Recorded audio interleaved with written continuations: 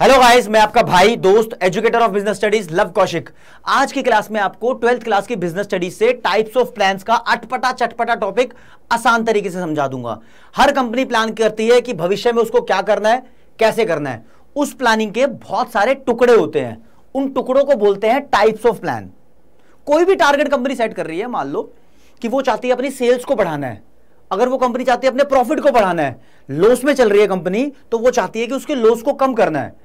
तो ऐसे किसी भी टारगेट को अचीव करने के लिए हमें बहुत सारी बातें सोचनी पड़ती हैं कि उन सब चीजों को किस तरीके से अचीव करेंगे। तो ये जो पूरे बातें हैं, इन सभी बातों को बोलते हैं टाइप्स ऑफ प्लान्स। और इसी टाइप के अंदर टारगेट भी होता है कहीं ना कहीं। भाई मुझे अपनी कंपनी का प्रॉफिट मैक्सिमाइज करना है, यह भी एक प्लान का ही हिस्सा है कि किसको मैक्सिमाइज करना है। क्यों? प्रॉफिट के बारे में सोचा ना, सोच तो बहुत सारी कंपनी सेल्स के बारे में भी रही है, सिर्फ सेल्स मैक्सिमाइज करनी है। काफी सारी कंपनी का सोचना है कि हमें सोशल वेलफेयर करना है, पैसे नहीं कमाने, एनजीओ की तरह काम करना है।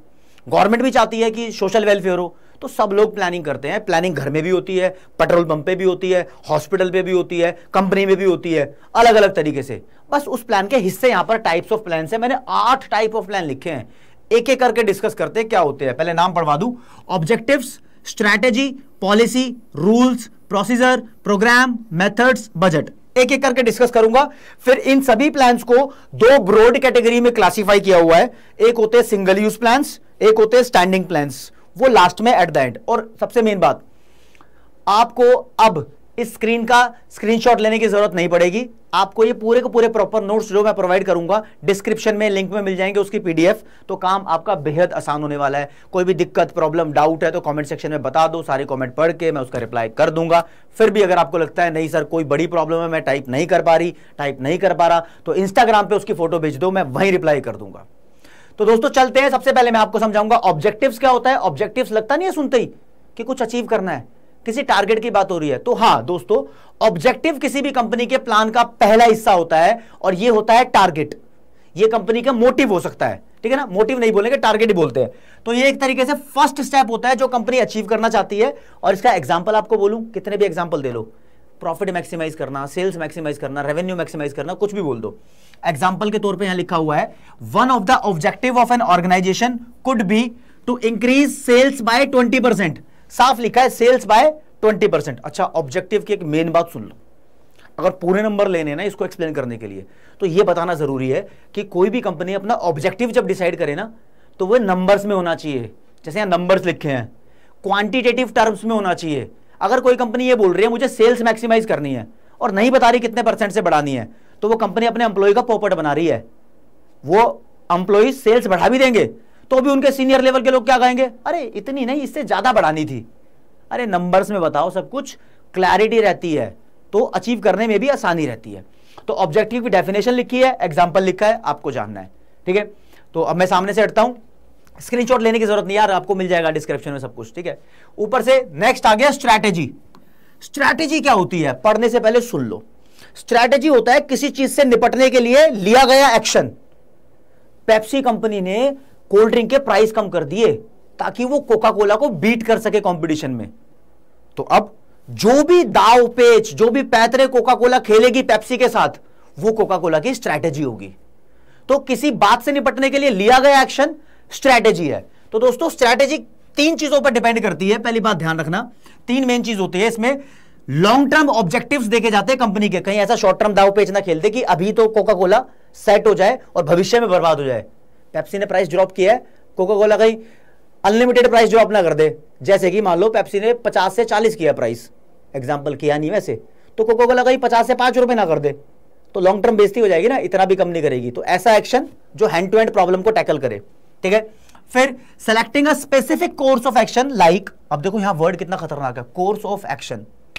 ये ऑप्शन है, हमारी जिंदगी में बहुत सारे ऑप्शन होते हैं। एक ऑप्शन सेलेक्ट करना, वो एक अच्छा कोर्स ऑफ एक्शन सेलेक्ट करना होता है। जैसे कि पेप्सी ने प्राइस ड्रॉप किया तो कोका कोला क्या करेगी, प्राइस ड्रॉप कर सकती है या नहीं करना चाहिए, या उसको और प्राइस बढ़ा देना चाहिए, या कोई नया ब्रांड एम्बेसडर लेके आना चाहिए। क्या क्या उसके पास course of action. Course of action का मतलब ऑल्टरनेटिव्स, यानी ऑप्शंस। बहुत सारे कोर्स ऑफ एक्शन होंगे, जो भी चूज कर रही है ये भी एक स्ट्रैटेजी है। तो आगे लिखा है allocating the necessary resources needed for the plan. मतलब सिर्फ ये नहीं कि हमने उस प्रॉब्लम से निपटना कैसे है, उस प्रॉब्लम के लिए किन चीजों की जरूरत पड़ेगी, उन चीजों को इकट्ठा करना भी स्ट्रैटेजी का हिस्सा है। इतनी मुश्किल चीजों को इतनी आसानी से समझ लिया। ओके रिपोर्ट, थर्ड वाले प्लान पे चलते हैं दोस्तों। इसका नाम पॉलिसी है और वर्ड्स हमने सुना है, honesty is the best policy. अगर तुम इंग्लिश के टेंस के बारे में जानते हो ना, कोई भी चीज आप लाइन में पढ़ोगे, जो प्रेजेंट इंडेफिनिट टेंस मुझे पता है, अब हिंदी में बताऊं तो लास्ट में उसमें लगता है ना स्टेटमेंट में ता है, ती है, ऐसा कुछ बोलते हैं। जो भी चीज सच हो, जो भी चीज फैक्ट हो, वो सारी चीजें पॉलिसी में काउंट होगी। जैसे कि इंग्लिश में बोलते हैं ना, honesty is the best policy, ईमानदारी सबसे बड़ी नीति है नहीं है? है। तो कमेंट सेक्शन में बताओ कि कौन कौन ईमानदार है। पहले ईमानदारी वाली बात बता दो।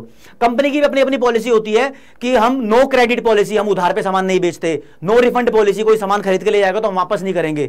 ये सब चीजें कंपनी पॉलिसी में रखती है। तो दीज आर द एग्जांपल्स दोस्तों, और यहां पर कुछ एग्जांपल आपके सामने पेश किए गए हैं। Like most companies have return policy और रिक्रूटमेंट पॉलिसी और प्राइसिंग पॉलिसी। बस पॉलिसी पॉलिसी शब्द लगाना है, कुछ भी लगा दो। अगर नंबर लेने हैं तो ये तरीका है समझने के लिए, मैंने आपको समझा ही दिया। आगे चलते हैं, प्रोसीजर। अच्छा, जो लिखा है उसके बाद बात में प्रोसीजर समझते हैं होता क्या है। 10वीं क्लास में ना साइंस सबने पढ़ी है, तो वो स्कूल में सर नहीं बोलते बेटा प्रोजेक्ट की फाइल बनाओ, तो एक्सपेरिमेंट के बारे में उसमें लिखना पड़ता है। तो क्या लिखते हैं, पहली जब एक्सपेरिमेंट कॉपी भी कर लिया हो तुमने, चाहे कहीं से नकल मार लिया हो, कोई दिक्कत नहीं है, लेकिन ये तो पता होगा सबसे पहले ऑब्जेक्टिव लिखते हैं। फिर एक कॉलम आता है, यानी एक हेडिंग आती है प्रोसीजर। प्रोसीजर में हम स्टेप बाय स्टेप एक चीज लिखते हैं। यानी कोई भी एक्सपेरिमेंट हुआ, पहले हमने ये केमिकल उठाया, फिर वो ग्लास उठाया, केमिकल ग्लास में डाला, फिर दूसरा केमिकल डाला, फिर ग्लास फट गया, ऐसा कुछ होता है ना। तो स्टेप बाय स्टेप किसी चीज को करना प्रोसीजर होता है। अभी क्या है, तुम 12th क्लास में पढ़ रहे हो, कॉलेज में एडमिशन लोगे, तो एडमिशन लेने का भी प्रोसेस होगा। प्रोसेस क्या होगा, पहले कॉलेज एप्लीकेशन के लिए लोगों को इनवाइट करेगा कि हमारे यहाँ एडमिशन चालू हो चुके हैं। फिर दूसरा स्टेप होगा कि आप एडमिशन का फॉर्म भरोगे। तीसरा स्टेप होगा आप फीस जमा कराओगे। चौथा स्टेप होगा कॉलेज में जाके आप सीट पे बैठ जाओगे। पांचवा स्टेप मत आन देना, वो भगा भी सकते हैं अगर तुमने कुछ गलती करी तो, ठीक है। मतलब स्टेप बाय स्टेप किसी भी चीज की एक्सप्लेनेशन प्रोसीजर होती है। आपकी बिजनेस स्टडीज में आप जानते हो, देखो आज जब तुम ये वीडियो देख रहे हो तो तुम्हें हर एक चैप्टर के बारे में मुझे पता है कि नॉलेज है। प्लानिंग का अपना प्रोसेस होता है, 7 स्टेप्स होते हैं। स्टाफिंग का अपना प्रोसेस होता है, 8 स्टेप्स होते हैं। सिलेक्शन का अपना प्रोसेस होता है, 8 स्टेप्स होते हैं। ऐसे मोटिवेशन प्रोसेस भी है, कम्युनिकेशन प्रोसेस भी है, कंट्रोलिंग प्रोसेस भी है। ये सब प्रोसेस तो है, स्टेप बाय स्टेप एक्सप्लेनेशन चल रही है। और हाँ ध्यान रखना, कोई भी प्रोसेस अगर एक्सप्लेन करना आता है तो स्टेप बाय स्टेप ही लिखना है। ऐसा नहीं पहले स्टेप के बाद आप चौथा स्टेप चिपका रहे हो तो नंबर मिल जाएंगे, ना मुन्ना ना, ये गलती नहीं करनी, टीचर नंबर काट लेते हैं। तो ध्यान रखना। और अगर इसका एग्जांपल मैंने जानबूझ के नहीं लिखा, अगर आप इसका एग्जांपल लिखना चाहो तो कुछ भी लिख दो, लाइक सिलेक्शन प्रोसेस लिख दो, किसी कंपनी में एम्प्लॉय का सिलेक्शन कैसे होता है, सीधा ये लिख दिया। ये भी अपने आप में एक बेस्ट एग्जांपल बन रहा है। प्लानिंग प्रोसेस लिख दो यार, स्टाफिंग प्रोसेस लिख दो, कंट्रोलिंग प्रोसेस लिख दो, कुछ भी लिख दो, समझ रहे हो। अगले टाइप ऑफ प्लान पे आते हैं जिसका मतलब रूल है। रूल क्या होते हैं, रूल वो सख्त लाइनें होती हैं, रूल वो सख्त नॉर्म्स होते हैं, रूल वो सख्त कानून होते हैं जिनको फॉलो नहीं किया तो सजा मिलेगी। इतना ध्यान रखना। तो कंपनी डिसाइड करती है कि हम सबको बताएंगे कि कंपनी के अंदर what is to be done, what is not to be done, ऐसे कुछ लिखा हो, डूज एंड डोंट्स की लिस्ट बनाई हो, क्या करना है क्या नहीं करना। तो बेसिकली रूल्स के लिए जो लाइन आएगी, रूल एक नॉर्म होता है, जिसको फॉलो नहीं किया तो सजा मिलेगी, यानी पनिशमेंट मिलेगी। बस इतना ध्यान रख लो। जैसे कि नो स्मोकिंग एक रूल है, ठीक है। आगे बढ़ते हैं, प्रोग्राम। अच्छा प्रोग्राम, हाँ भाई के प्रोग्राम है, हरियाणा में बोलते हैं ना, तो वैसे भी नॉर्मली बोल सकते हैं आज का क्या प्रोग्राम है। प्रोग्राम का मतलब क्या होता है, प्रोग्राम का मतलब हर एक चीज का मिक्सचर चल रहा है। ये जितने भी प्लान अभी तक आपको पढ़ाया है ना, चाहे पॉलिसी हो, स्ट्रैटेजी हो, प्रोसीजर हो, इन सबका मिक्सचर प्रोग्राम है। मान लो हम बात कर रहे हैं किसी की शादी के प्रोग्राम की, तो शादी के प्रोग्राम की बात हो रही है तो वहां पर ऑब्जेक्टिव क्या है, भाई दूल्हा दुल्हन की शादी होनी है, ठीक है जी, ऑब्जेक्टिव ये है। पॉलिसी क्या है, पॉलिसी है कि आउटसाइडर्स को हम एंट्री नहीं करने देंगे, है कि नहीं। उसके अंदर ही हमारा बजट भी होगा कि कितने बजट में शादी करानी है। उसके अंदर ही हमने सोच रखा होगा क्या क्या रूल्स होंगे शादी में। मतलब रूल्स हो सकते हैं कि हम शादी के अंदर शराब भी को अलाउ नहीं करेंगे, जो शराब पी के आएगा। अब कोई शराब पी के आ गया तो पनिशमेंट हो सकती है, बाहर निकाल देंगे, है ना। तो प्रोग्राम पूरा वो था, उसके अंदर हर एक चीज प्लान की गई थी। तो इन सभी प्लान्स का कॉम्बिनेशन प्रोग्राम कहलाता है, चाहे वो पॉलिसी हो, चाहे रूल हो, चाहे ऑब्जेक्टिव हो, चाहे प्रोसीजर हो, एटसेट्रा। समझे। तो अगर कोई पूछे प्रोग्राम का एग्जांपल, तो एक वेडिंग प्रोग्राम बोल सकते हो, कोई दिक्कत नहीं है, ठीक है जी। आगे मेथड्स। मेथड्स वो तौर तरीके जिस तरीके से कोई भी काम होना है, तो it is the way of doing a task. कोई भी टास्क तुम्हें दिया गया है उसके बहुत सारे तरीके हो सकते हैं। You have to choose the best way of doing a job. This is your responsibility. अगर आपने चूज करके दिखाया है तो your senior will get very happy by your performance, by observing your performance. चलो उन बातों को ठीक है। मेथड्स क्या होते हैं? मेथड्स वो तरीके होते हैं, वो वेज होते हैं जिस तरीके से कोई भी स्पेसिफिक काम होना है। यहां पर इन विच 2 बार लिखा है तो आप इसको एक बार को हटा दो, कोई दिक्कत नहीं है, ठीक है। ओके रिपोर्ट है। तो मेथड्स हो गए, जैसे कि अगर मैं बात करूं माइक्रो इकोनॉमिक्स की, आपको याद आ रही हो सेंट्रल प्रॉब्लम, उसमें एक प्रॉब्लम थी how to produce. How to produce में बोलते थे कि 2 तरीके की टेक्नोलॉजी होती है, कैपिटल इंटेंसिव टेक्नोलॉजी और लेबर इंटेंसिव टेक्नोलॉजी। तो दोनों ही काम को करने के तरीके हैं, जो भी आप चूज करोगे वो आप मेथड अपना लोगे। तो दोनों, both are the methods, both are the technology basically. I am sure that you guys are getting what I am saying to you. बस दिल से एक बारी बता दो कमेंट सेक्शन में आपके क्या हाल है, मतलब क्या लग रहा है कि बिजनेस स्टडीज सही चल रही है या नहीं चल रही। कुछ और जरूरत हो मेरी तरफ से एफर्ट्स की वो भी बता दो। अगर मैं थोड़ा जल्दी पढ़ा रहा हूं वो भी बता दो, मैं स्लो हो जाऊंगा।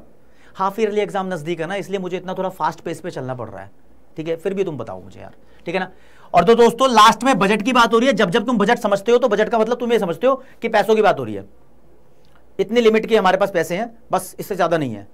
ऐसा नहीं है। बजट का मतलब सिर्फ पैसा नहीं होता। बजट का मतलब एक लिमिट होती है, चाहे वो रिसोर्सेज की हो, चाहे टाइम की हो, चाहे वो एक्सपेक्टेड रिजल्ट से रिलेटेड हो। तो बजट के बारे में अगर बोले तो बजट एक, आप समझो कि जो तुम्हारे सीनियर तुमसे एक्सपेक्ट करते हैं वो भी बजट होता है। तो क्या लाइन लिखी है? A budget is a statement of expected results the managers expect from the company. तुम भी एक्सपेक्ट कर सकते हो कंपनी से, और बेसिकली ये क्वांटिटेटिव स्टेटमेंट होती है। मतलब क्वांटिटेटिव स्टेटमेंट भी हो सकती है, मतलब न्यूमेरिकल चीजों में भी लिखा हो सकता है इसको, ठीक है। इसके बेसिस पर हम कंपनी की फोरकास्टिंग कर सकते हैं। भाई ये बजट है, इस बजट में ये परफॉर्मेंस हो सकती है, दैट्स इट। यहां पर खत्म होते हैं 8 टाइप्स ऑफ प्लान। अब इन 8 टाइप्स ऑफ प्लान को 2 पार्ट में डिवाइड किया हुआ है। एक होते हैं सिंगल यूज प्लान, एक होते हैं स्टैंडिंग प्लान। नाम से पता लग रहा है ये कुछ ऐसे प्लान है जिनको एक ही बार यूज करेंगे, फिर दोबारा बनाने पड़ेंगे अगली बार।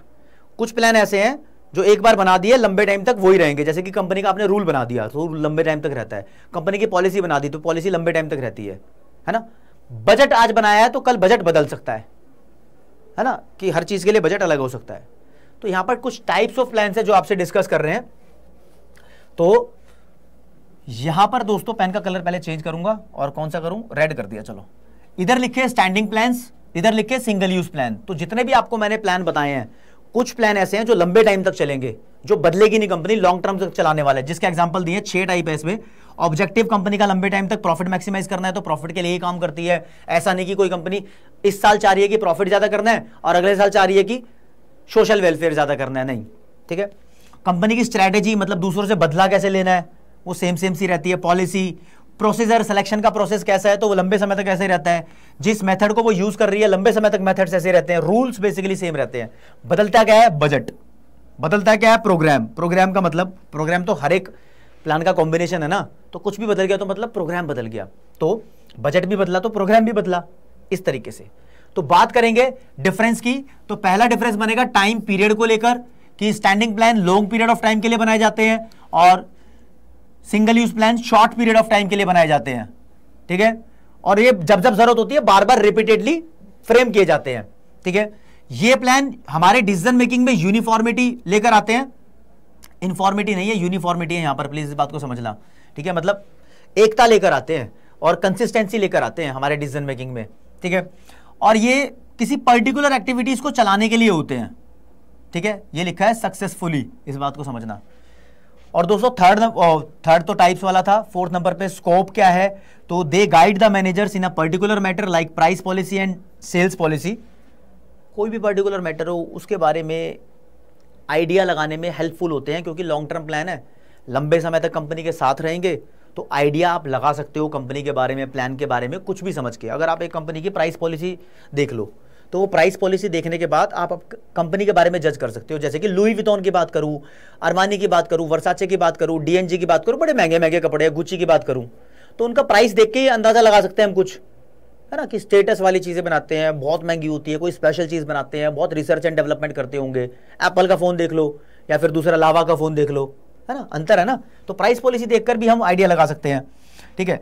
These plans guide in matter of daily routine, ये छोटे छोटे प्लान है, बजट और प्रोग्राम, ये डेली के बारे में बात करते हैं। शॉर्ट टर्म में तो ऑब्वियसली डेली के बारे में बात करेंगे, ठीक है। और दोस्तों कंपनी का एक मेन ऑब्जेक्टिव होता है, उस ऑब्जेक्टिव से रिलेटेड ये सारे प्लान होते हैं। तो लिखा है they are based on the main objective of the organisation and they are based on the standing plans on the organisation. मतलब ये प्लान जो है, ये जो 6 चीजें हैं, इनके ऊपर बेस्ड ये 2 चीजें होती हैं, और ये 6 की 6 चीजें बेस्ड होती है जो कंपनी का मेन ऑब्जेक्टिव होता है।